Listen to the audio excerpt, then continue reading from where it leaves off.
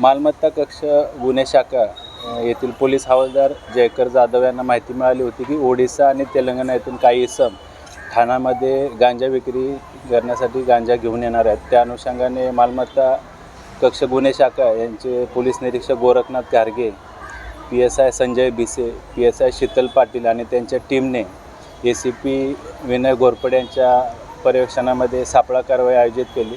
त्या अनुषंगानं आरोपी चिन्ना टागोर लक्ष्मण नायक राहणार मेहबूबनगर तेलंगणा यास इनोवा गाडीसह ताब्यात घेण्यात आलं। त्याच्याकडून एकूण 638 किलो वजनाचा गांजा हा अंमली पदार्थ जप्त करण्यात आला। त्याचबरोबर त्याच्यासोबत इनोवा गाडी ज्याची किंमत अंदाजे 2,14 लाख रुपये इतकी आहे। आरोपीस अटक करून त्याचा पोलीस कस्टडी रिमांड हा 3 जानेवारीपर्यंत मिळालेला आहे।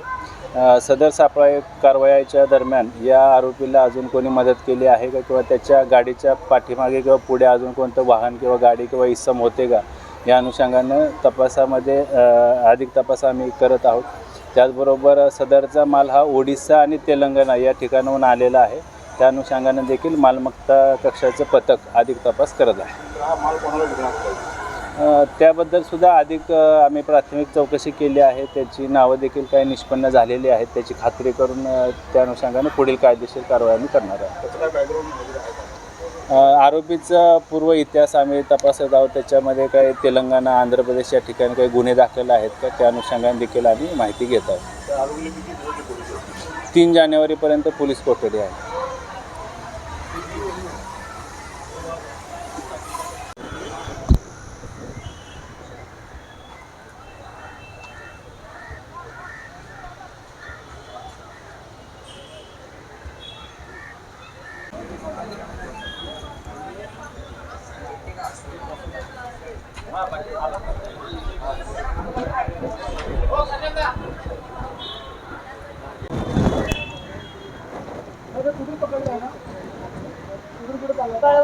ओडिसावरून आला होता। साहेब